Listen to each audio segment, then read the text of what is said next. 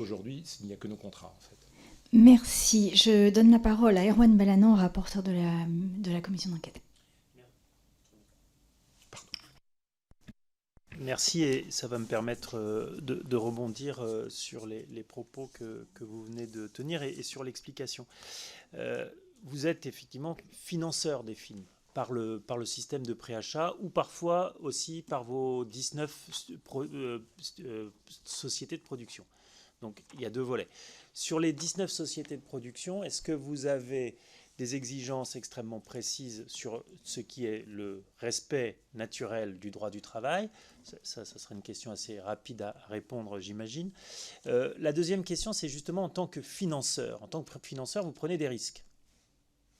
Un financeur, c'est quelqu'un qui prend des risques. Donc vous prenez des risques, mais vous avez aussi une déontologie. Et au regard de cette double exigence, exigence déontologique et exigence de ne pas prendre le bouillon, vous pouvez, ou est-ce que vous avez déjà mis en place des exigences extrêmement particulières? Parce que si vous financez un film, que ce film se plante parce que à la fin du tournage, le film est livré et on apprend que le réalisateur ou un chef de poste ou un technicien, un comédien, une comédienne a commis des actes pénalement répréhensibles. Vous savez très bien, aujourd'hui, votre film, il vaut 0 plus 0 la tête à Toto.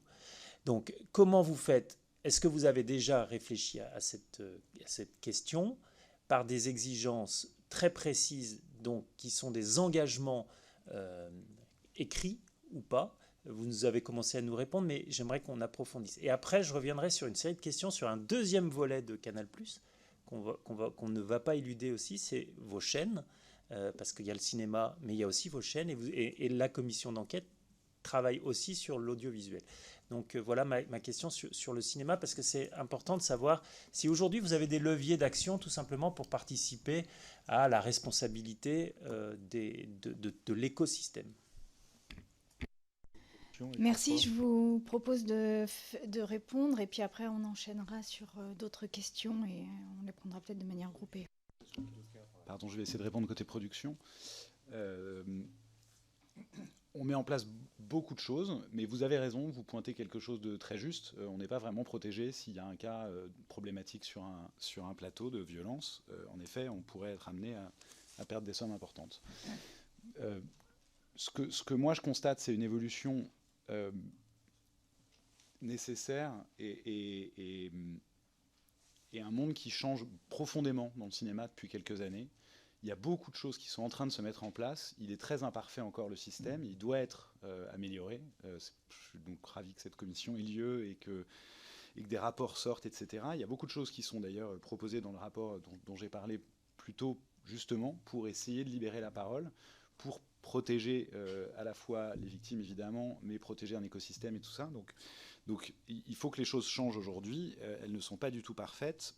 Nous, dans nos mécanismes, on a une vigilance extrême dans le choix de nos projets. On a évidemment mis en place beaucoup de mesures de sensibilisation, d'information, de vérification que à la fois le Code du travail, mais bien plus, en fait, on va bien au-delà du Code du travail et de la convention collective à plein d'endroits. Par exemple, nous, sur nos productions déléguées, on forme déjà toutes les équipes sur les deux précédentes productions qu'on a. On ne produit pas beaucoup de films, mais les deux précédents qu'on a produits, on a formé les équipes, alors que c'est une mesure qui maintenant va commencer à être rendu obligatoire par le CNC à la fin de l'année. On le fait déjà, nous, depuis 2 ans, on a formé toutes les équipes, et c'est les équipes de Studio Canal elles-mêmes qui sont allées former les équipes, justement, aux violences sexuelles et sexistes. Donc, on met en place beaucoup de choses avant, et j'ai toute une liste de mesures, on ne va pas rentrer là, vous les connaissez, le rôle du producteur délégué.